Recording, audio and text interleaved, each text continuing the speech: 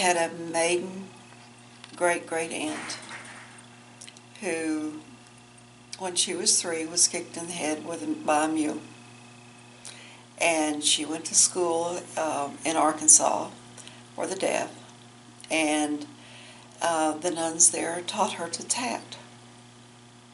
She had a detach-a-spool patent pending shuttle, and to my knowledge the only pieces of her tatting that survived was a luncheon cloth that had some embroidery and a pink hen and chicks edging, and a baby's sheet and pillowcase that had white rings only edging attached that I used as a baby, as an infant. So after she passed away, I was about 12 years old, and we were cleaning out her little one-bedroom house, going through her sewing stuff, and my mother found her shuttle and said, "I remember seeing Aunt Annie do this, but I don't know how she did it, and you're the only one in the family smart enough to figure out how to use it." So that was more than 50 years ago. And I used an old Learn To Coats book. Probably still have it in my stash someplace. And I must have a gold medal in the frustrated shuttle toss because it did really well to flip the first half of the stitch. But the instructions on doing the second half were not clear. It just says do the opposite. Well, what does the opposite mean? There wasn't even a drawing. But that's how I learned to tat. Taught myself completely.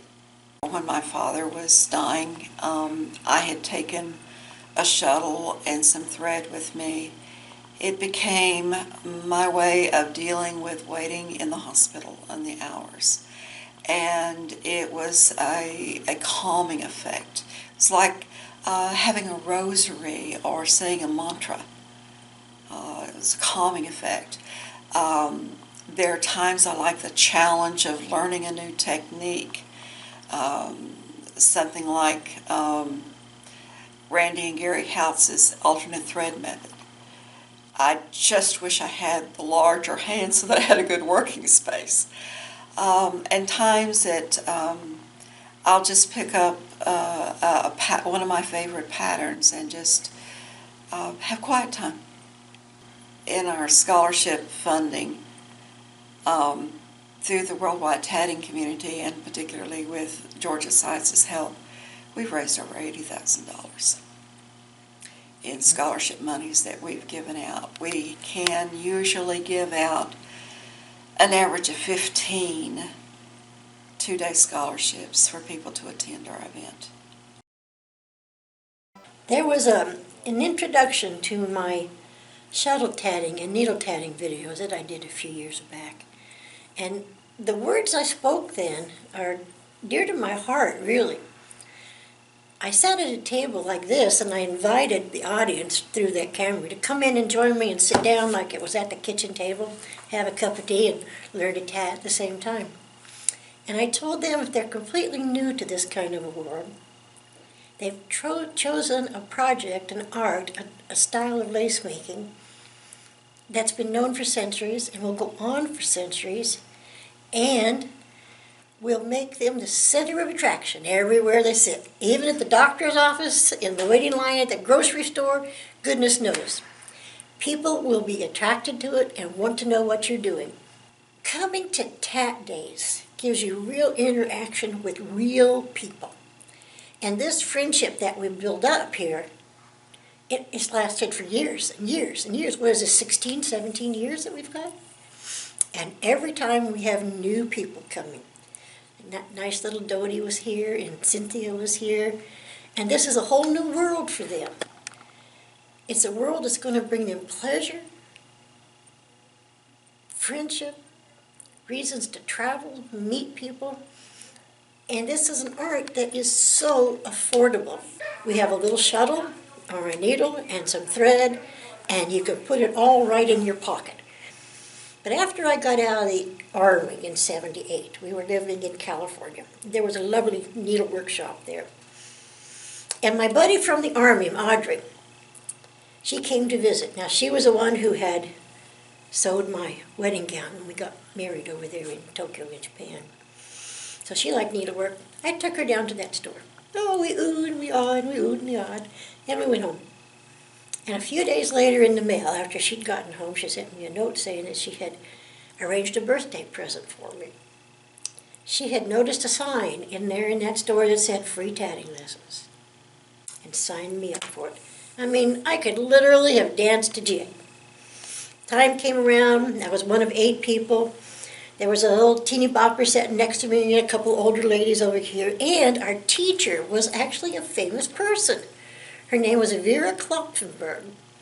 She was so good, a master tatter, that she did restoration work for museums. So I was fired up with enthusiasm, okay? So she took out her little tool, the shuttle like that, and she went to the head of the table. And she just started to tat, back and forth, back and forth, back. We were watching her hands and watching her hands, but she didn't slow down. She didn't show us how to wind the shuttle, how the thread moved, what our fingers were supposed to do. But all of a sudden, that little teeny bopper girl next to me said, "Oh, I got it." And she was able to figure out how to flip the stitch. And she taught me, and I taught the next lady, and then by the end of the 4th hours, we were all doing at least our first stitches. That just stays with me.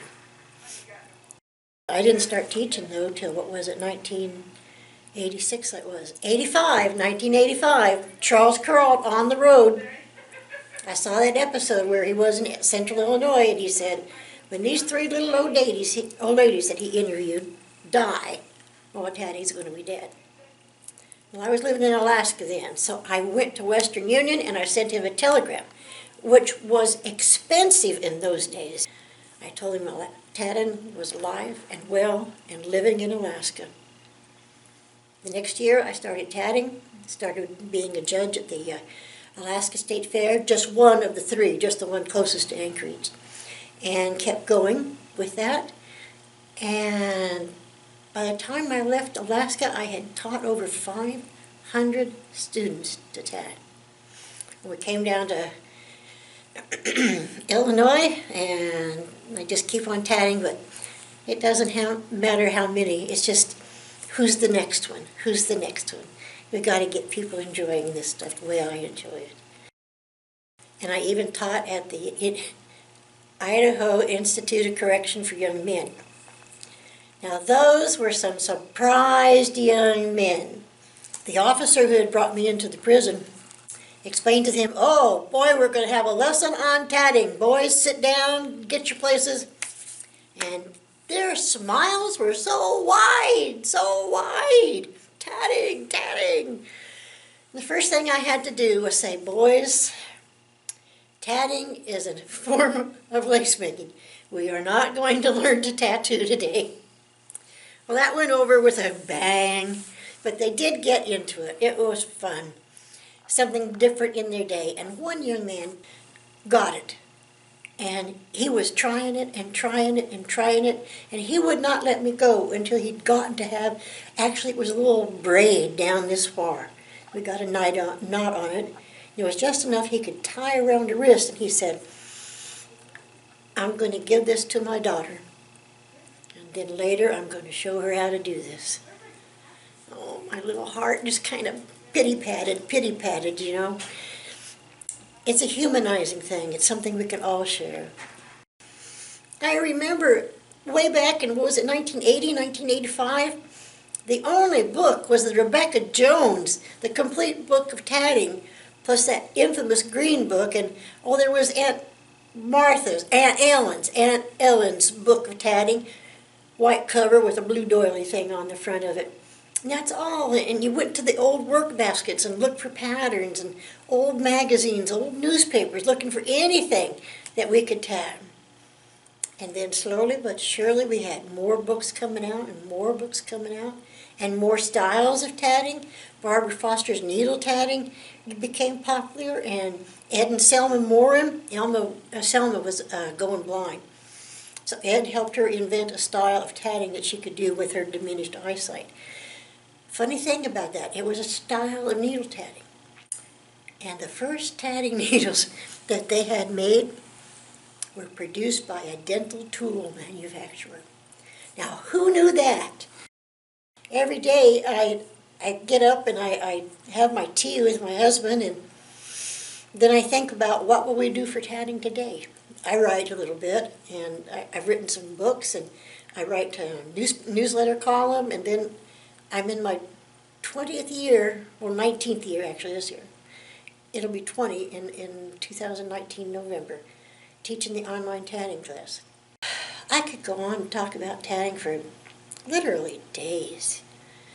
But the best thing about it is being with tatters and helping out, enjoying friendship.